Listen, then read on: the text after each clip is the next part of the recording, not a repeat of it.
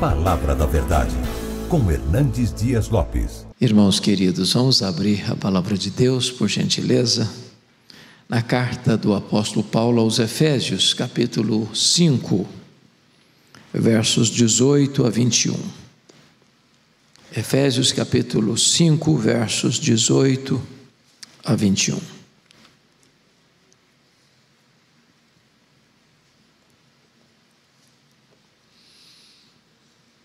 Paulo diz assim: e não vos embriagueis com vinho, no qual há dissolução, mas enchei-vos do Espírito, falando entre vós com salmos, entoando e louvando de coração ao Senhor, com hinos e cânticos espirituais, dando sempre graças por tudo a nosso Deus e Pai, em nome de nosso Senhor Jesus Cristo, sujeitando-vos uns aos outros no temor de Cristo.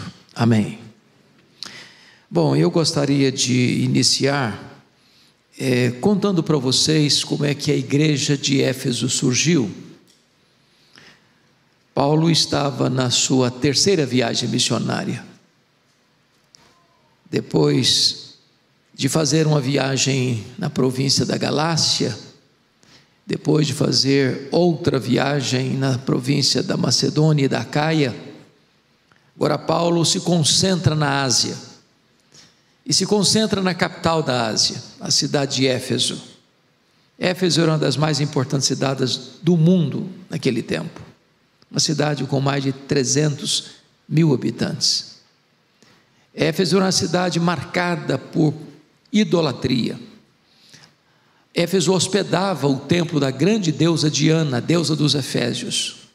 O templo de Diana era uma das 7 maravilhas do mundo antigo. Os nichos do templo, miniaturas do templo, era o principal produto de souvenir vendido aos turistas que chegavam todos os dias naquela cidade. Não bastasse isso, aquela cidade era marcada fortemente pela feitiçaria, pelo ocultismo.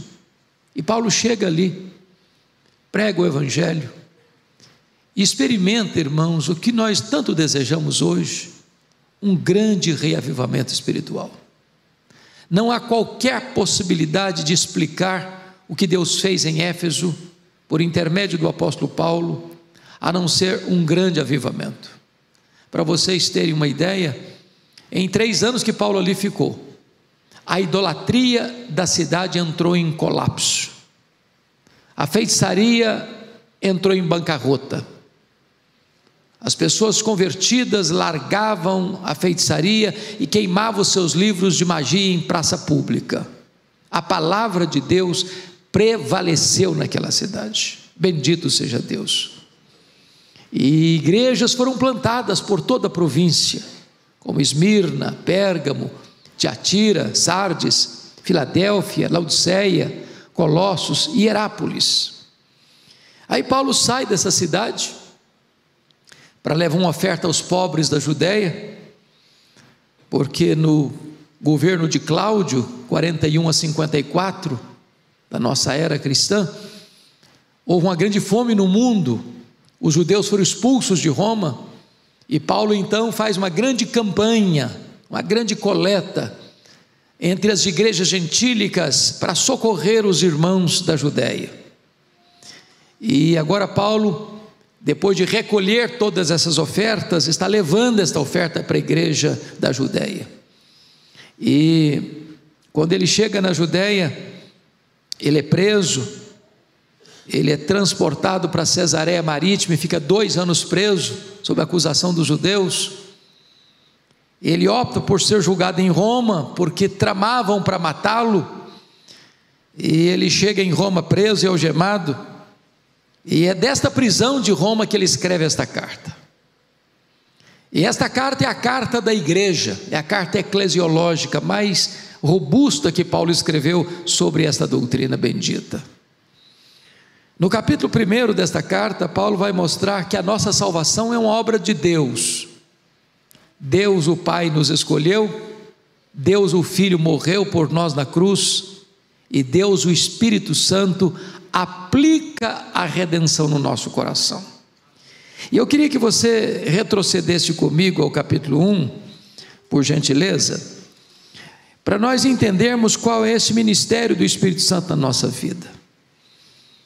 Versículo 13 e 14, ele diz assim: em quem também, está falando de Cristo, em quem também vós, depois que ouvistes a palavra da verdade, o evangelho da vossa salvação, tendo nele também crido, fostes selados com o Santo Espírito da promessa. Vamos ficar aqui no verso de número 13. Irmãos, hoje eu quero falar sobre o poder do Espírito Santo, e nós não podemos exagerar sobre a importância do Espírito Santo. Se não for a obra do Espírito Santo, nem você nem eu estaríamos aqui. Se não fosse a obra do Espírito Santo, não haveria nenhum salvo sequer na história. É o Espírito Santo quem regenera. É o Espírito Santo quem abre os nossos olhos espirituais. É o Espírito Santo quem arranca de nós o coração de pedra e nos dá um coração de carne. É o Espírito Santo quem nos batiza no corpo de Cristo. É o Espírito Santo quem nos sela para o dia da redenção. É o Espírito Santo que nos foi dado como penhor, como garantia da nossa salvação. É o Espírito Santo quem nos dá dons espirituais. É o Espírito Santo que age em nós e produz o fruto do Espírito: amor, alegria, paz, bondade, benignidade, mansidão, domínio próprio.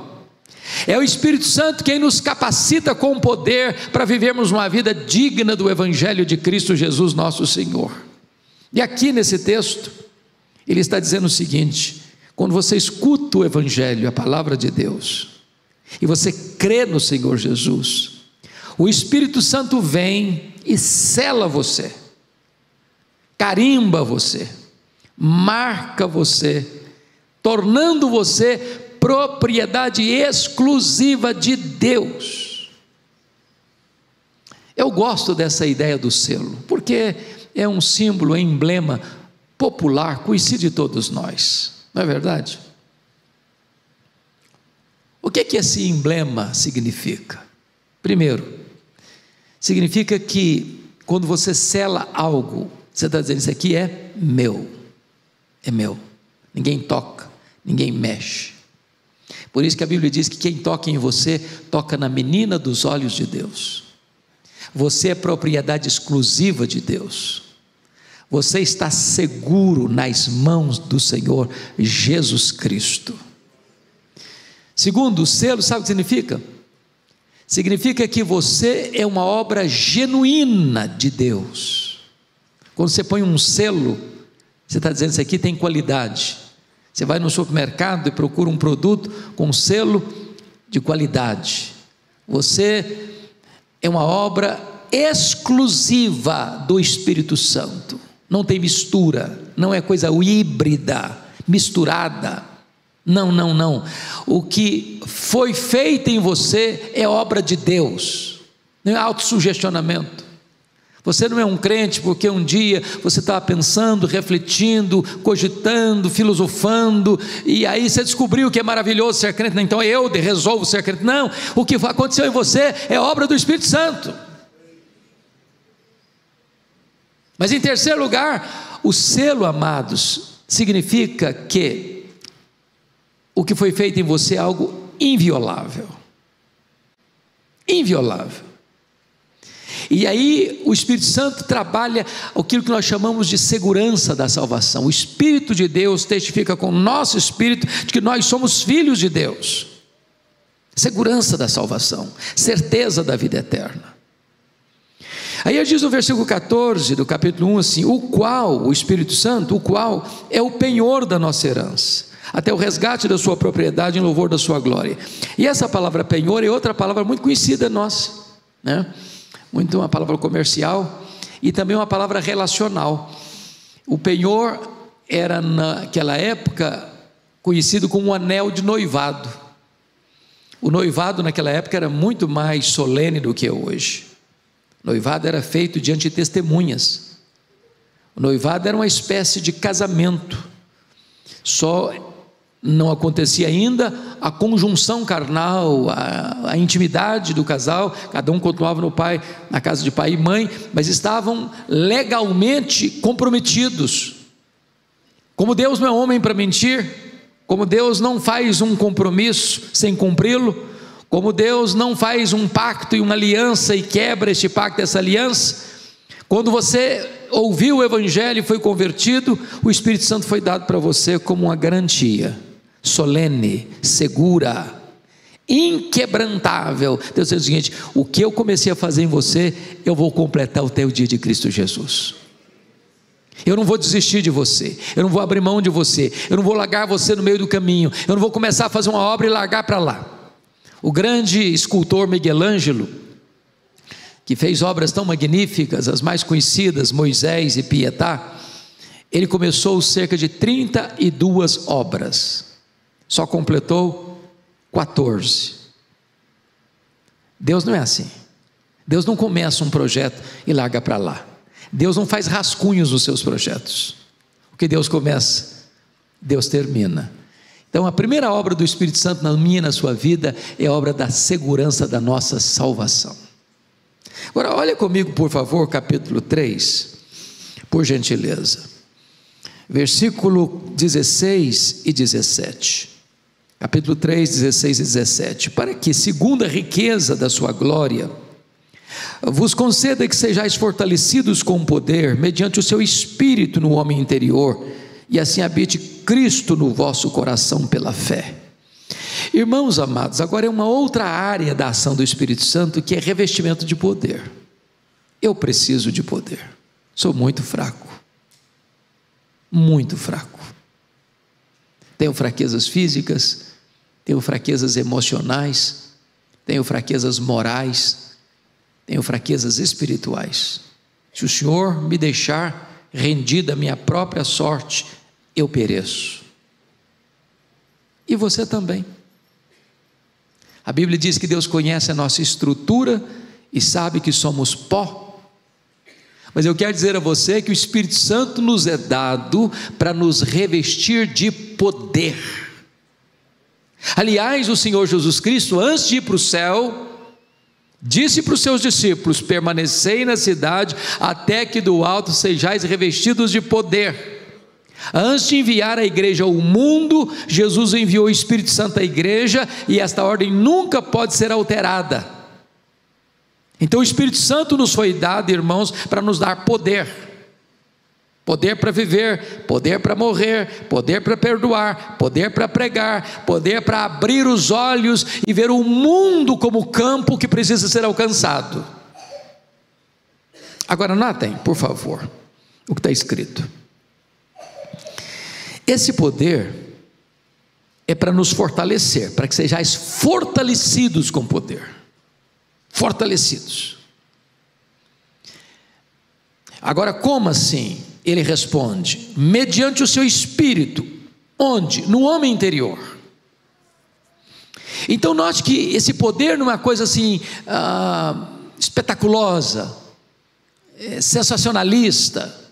Não, esse poder é aqui dentro de você, é no seu interior, que transborda nas suas palavras, nas suas ações, nas suas reações, na sua dinâmica de vida, lá dentro da sua casa, lá no seu trabalho, lá na sua convivência, lá nos seus relacionamentos. Mas chama atenção porque aqui tem uma expressão que precisa ser compreendida.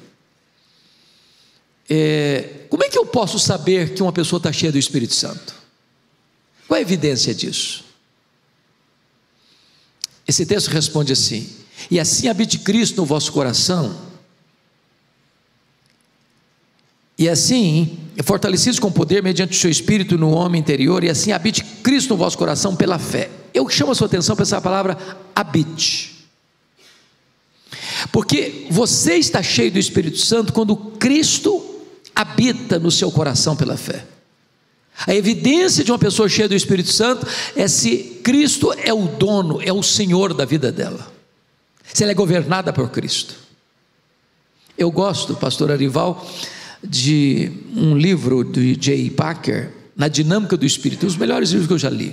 Se você não leu, vale a pena ler esse livro, Na Dinâmica do Espírito, de J.I. Packer.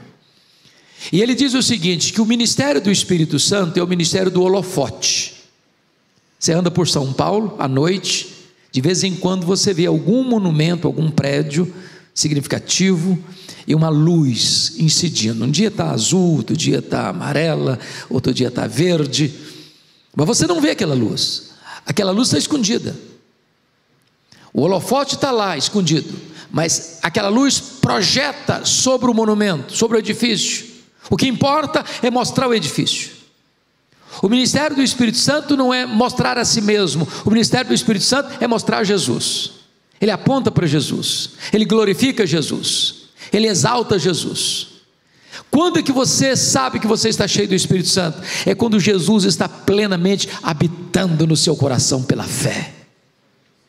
Agora, a palavra habitar, ela é muito curiosa, porque há duas palavras no grego para habitar. A palavra grega é katoikel e a palavra grega paroikel, são parecidas, katoikel, paroikel.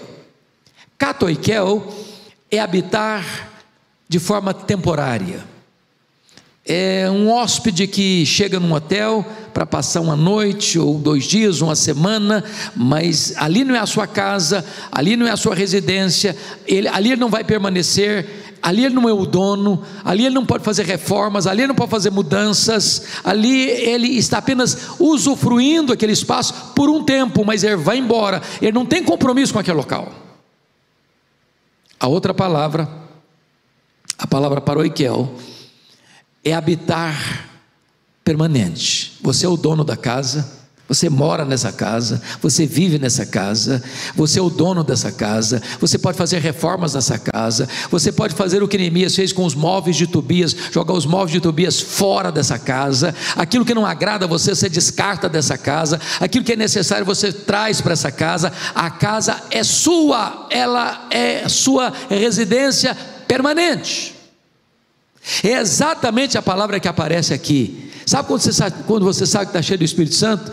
É quando você entrega todas as chaves da casa da sua vida, do seu coração, para Jesus e diz assim: o Senhor é o dono, o Senhor pode fazer a mudança que o Senhor quiser, o Senhor manda nessa casa, essa casa que é o meu coração, que é a minha vida. Mas agora, vá comigo, por gentileza, para o capítulo 4, verso 30, porque é uma outra fala de Paulo sobre o Espírito Santo. Ele diz assim: e não entristeçais o Espírito Santo de Deus, no qual fostes selados para o dia da redenção. E o contexto aqui, meus irmãos, de não entristecer o Espírito Santo, ele começa lá no 25, é deixar a mentira, é falar a verdade, é tomar conta do coração para que você não se ire descontroladamente, que você não dê lugar ao diabo, você não furtar, você trabalhar, é não sair da sua boca a palavra torpe, mas só que for digna e pronta para edificação, é você alargar a amargura, a cólera, a gritaria, a blasfêmia, a malícia, essas coisas todas que estão ao redor do versículo 30, entristece o Espírito Santo. Por que que o Espírito Santo habita em você? Me permita explicar isso melhor. Quando você entrou nesse local aqui, esse local aqui nós chamamos de templo, de santuário. Há coisas que aqui você não faz. Aqui não é um campo de futebol, aqui não é um teatro, aqui não é uma praia, aqui não é um shopping center. Aqui você toma cuidado com os seus gestos, com as suas palavras, porque você respeita esse lugar, e deve respeitar mesmo. Mas a Bíblia diz que Deus não habita em casas feitas por mãos humanas. Sabe qual é o templo que Deus habita? É a sua vida, é o seu corpo, é o seu coração. Só que quando a Bíblia diz que o seu corpo é o santuário do Espírito, a palavra grega não é santuário, porque a ideia é do templo judaico. E você sabe que o templo judaico tinha o lugar, o pátio dos gentios, tinha o lugar santo e tinha o lugar santíssimo. onde ficava a Arca da Aliança, onde o sumo sacerdote só entrava uma vez por ano, onde a glória de Deus, a Shekinah de Deus descia. A palavra lá que diz que o seu corpo é o santuário do Espírito Santo, significa que o seu corpo é o santo dos santos, onde a glória de Deus habita.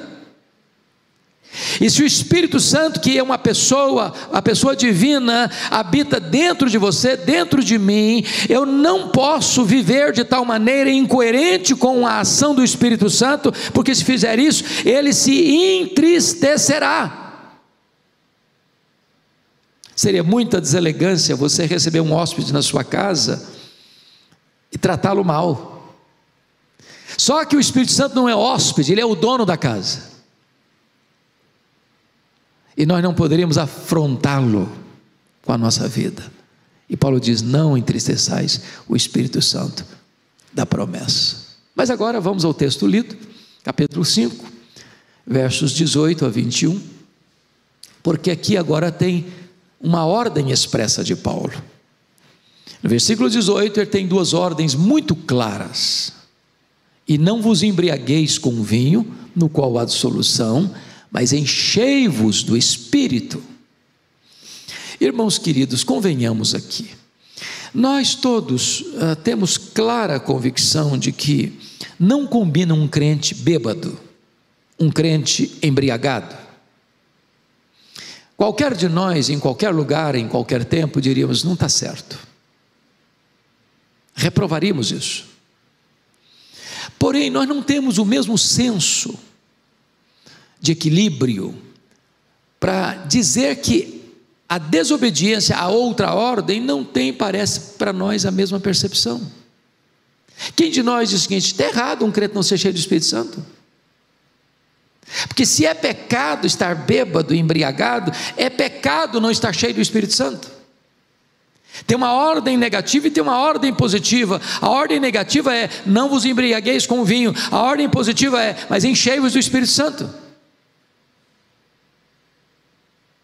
Talvez você diga: pastor, eu sou um crente maravilhoso, eu nunca me embebedei, eu nunca me embriaguei. A pergunta é: e você está cheio do Espírito Santo?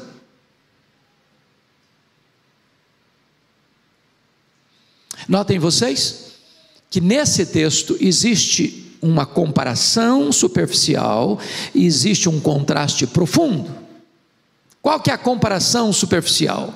É que tanto uma pessoa embriagada quanto uma pessoa cheia do Espírito Santo, ela está sob controle de algo ou de alguém. Uma pessoa bêbada está sob o controle do álcool, ela vai falar coisa que não deve falar, ela vai agir de maneira que não deve agir, ela vai ter um comportamento que não é adequado, ela vai ter situações que não é natural dela, porque ela está sob o efeito do álcool.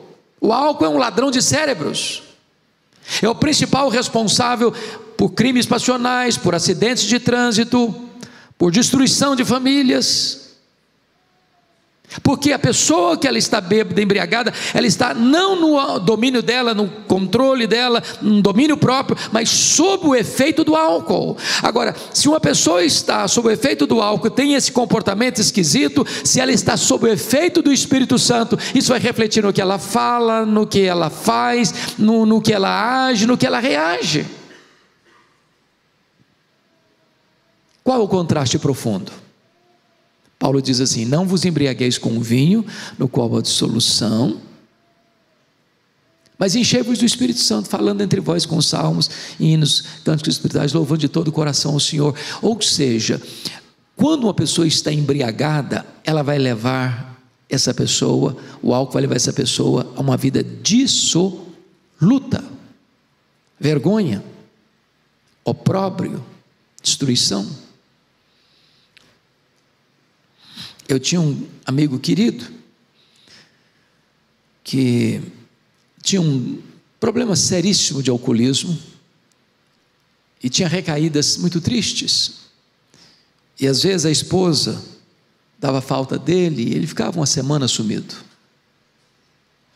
Ela ia procurá-lo e às vezes achava nos lugares mais escondidos da cidade, dentro de um boteco mais sujo da rua, caído, bêbado, e tinha que carregá-lo para casa, sujo, cheio de vômito, para dar um banho, para se recuperar.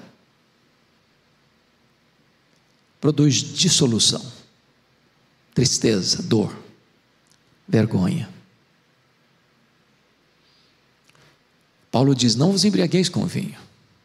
Mas eu não estou falando dos botecos da vida. Há poucos dias uma mulher me procurou e disse: pastor Hernandes, o senhor precisa falar sobre a confraria do vinho, das rodas da elite mais rica, dos apartamentos mais caros, daqueles que têm muito dinheiro e gastam 10 mil reais numa garrafa de vinho, e se alienam do casamento, e se afastam dos filhos, e jogam a família num pântano de solidão e desespero, casamentos acabando, filhos deixados de lado. E Paulo diz: não vos embriagueis com o vinho, no qual há dissolução. Mas agora ele vai falar do efeito então de uma vida cheia do Espírito Santo. Ele diz: não vos embriagueis com vinho no qual há dissolução, mas enchei-vos do Espírito. E quais são as evidências que uma pessoa está cheia do Espírito Santo? Vejamos aqui no texto. Olhe comigo o verso 19. Ele diz assim: falando entre vós com salmos, entoando e louvando de coração o Senhor com hinos e cânticos espirituais. Vamos pegar o primeiro ponto: falando entre vós com salmos. Grife a expressão entre vós, porque a expressão entre vós está dizendo que quando você está cheio do Espírito Santo, isso vai refletir na sua comunicação horizontal entre vós. Uma pessoa cheia do Espírito Santo, ela é doce no falar, tem graça na sua voz, tem edificação nas suas palavras, tem polidez no seu trato, tem sabedoria na sua voz. Não combina uma pessoa cheia do Espírito Santo com palavrões, com palavras torpes, com palavras duras, com palavras cáusticas, com palavras ácidas, tóxicas. Amados irmãos, nós precisamos da plenitude do Espírito Santo. Aliás, quando você avança em Efésios, já começa a falar de família, como a esposa deve ser submissa a seu próprio marido, como o marido deve amar a sua própria esposa, como Cristo amou a igreja, como os filhos devem honrar e obedecer aos pais, e como os pais não devem tratar os filhos com amargura, mas criá-los na disciplina e na admoestação do Senhor. Tudo isso só é possível, meus irmãos, se tivermos plenitude do Espírito Santo. A comunicação muda, os relacionamentos mudam. A nossa casa vai ser de fato um ambiente saudável para nós nos relacionarmos em amor e harmonia, falando entre vós. Segundo lugar, veja ainda o versículo 19, quando ele diz assim, preste atenção: entoando e louvando de coração ao Senhor. Agora grife a expressão ao Senhor. Sai da horizontalidade da relação para a verticalidade da relação. Quando você está cheio do Espírito Santo, em vez de ter amargura, em vez de ter murmuração, em vez de ter uma vida assim de ingratidão a Deus, você quer é adorar a Deus, é exaltar a Deus de todo o seu coração. Seu culto muda. E eu não estou falando aqui do culto coletivo, congregacional. Eu estou falando daquele culto que você presta ao seu Deus lá dentro do seu quarto, com a porta trancada, sem holofotes, sem plateia. É quando na sua alma há uma sede de comunhão com Deus, quando no seu coração você tem fome de Deus. Nós com muita alegria vimos o que aconteceu no dia 8 de fevereiro, na Universidade de Asbury, em Kentucky. Eu tive a bênção, pastor Ivaldo, de falar com alguns colegas que ali estiveram. Eu tive 3 pastores amigos meus que lá estiveram: pastor Samuel Vitalino, pastor Valdir Reis, pastor Elias Medeiros. os 3 pastores presbiterianos, homens de Deus que tenho respeito por eles. E o que eles me testificaram, que me marcou muito, não foi nem o que estava acontecendo lá dentro da capela, mas é o que estava acontecendo fora da capela. Uma cidade de 8 mil habitantes, plantada no coração de várias fazendas, e caravanas da América toda indo para lá, gente de outros países indo para lá, temperatura abaixo de 0 grau, às vezes 4 graus negativos, filas quilométricas, demorando-se às vezes de 3 a 7 horas na fila para entrar na capela, ninguém murmurando, ninguém reclamando, um senso da presença de Deus, uma alegria indizível e cheia de glória tomando conta das pessoas. Esse sentimento, meus amados irmãos, de adoração, de todo o coração, louvando ao Senhor. Só o Espírito Santo pode produzir isso. Hoje, pastor, eu fiquei tão feliz, eu estou no aeroporto de Vitória, vindo para cá, e aí um casal vem me dar um abraço, e disse: pastor Hernandes, me permita compartilhar o que Deus está fazendo? Eu falei: por favor, me conte. Ele diz: domingo agora, aliás, na semana do carnaval, sexta-feira, a igreja não fez retiro, reuniu-se no templo, e na sexta-feira à noite eles começaram a reunião de oração, e a reunião não terminou até hoje, ele foi para casa, ele tocava um instrumento, tocava violão na hora do louvor, e quando eu chego em casa, já tarde da noite, eu ficou sabendo que a reunião continuava na igreja, e ele tomou um banho e voltou para a igreja. Eu falei: eu estou pesaroso porque eu tinha uma viagem, estou saindo de viagem para minha esposa, para fora do Brasil, e eu gostaria de estar lá, porque a reunião está lá até hoje. As pessoas não querem sair da presença de Deus, de coração louvando ao Senhor.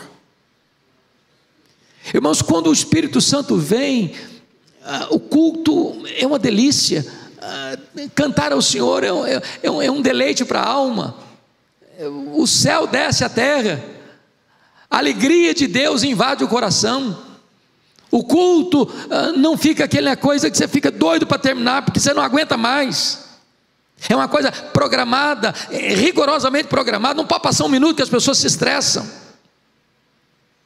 Oh, amados irmãos, nós precisamos do poder e da plenitude do Espírito Santo, para que Deus seja o amado da nossa alma, o prazer do nosso coração, o deleite da nossa vida.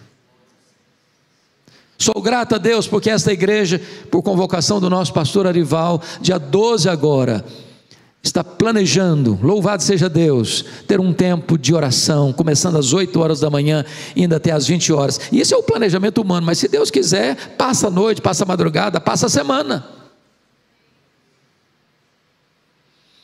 Mas notem comigo uma terceira característica de uma pessoa cheia do Espírito Santo, versículo de número 20, dando sempre graças por tudo a nosso Deus e Pai, em nome de nosso Senhor Jesus Cristo. Irmãos, dar graças em tudo não é simples e nem é fácil, nós não temos condições de fazer isso, a não ser que o Espírito Santo nos encha, nos revista e nos capacite. Mas esse senso de entender que Deus está no controle, que Deus é soberano, e ainda que a providência seja carrancuda, a face de Deus é sorridente sobre nós, e você começa a dar graças a Deus, graças a Deus, graças a Deus. E eu não sei se você veio aqui hoje e tem motivos para dar graças a Deus, mas o simples fato de você e eu estarmos aqui é motivo solene e eloquente, porque a Bíblia diz que nele vivemos, nos movemos e existimos, Ele quem nos dá vida, a respiração e tudo mais. É Deus quem dá vida, é Deus quem dá saúde, é Deus quem dá o pão, é Deus quem dá a veste, é Deus quem dá a casa, é Deus quem dá a família, é Deus quem dá os amigos, é Deus quem dá a igreja, é Deus quem dá a salvação. Tudo provém de Deus, e você deve ter um coração grato ao seu Deus. Mas finalmente, você quer saber se uma pessoa está cheia do Espírito Santo? Se embriaguez produz dissolução, A plenitude do Espírito Santo produz comunhão, produz adoração, produz gratidão. E em quarto lugar, produz, segundo o versículo 21, olha aí comigo, sujeitando-vos uns aos outros no temor de Cristo. Produz uma vida de humildade e serviço. Não combina crente cheio do Espírito Santo de nariz empinado. Não combina. Onde tem soberba, o Espírito Santo não está presente. Onde tem altivez de coração, o Espírito Santo não está presente. Onde se olha o outro de tamanco alto, o Espírito Santo não está presente. O Espírito Santo nos leva até o Espírito de Cristo, que sendo Deus não julgou como usurpação ser igual a Deus. Antes a si mesmo se esvaziou, assumindo a forma de servo. Ele não veio para ser servido, ele veio para servir. Ele diz: aprendei de mim, porque eu sou manso, sou humilde de coração.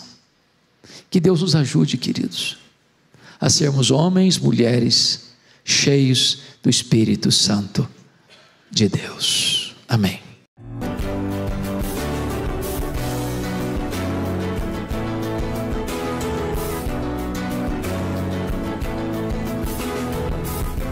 Palavra da Verdade, com Hernandes Dias Lopes.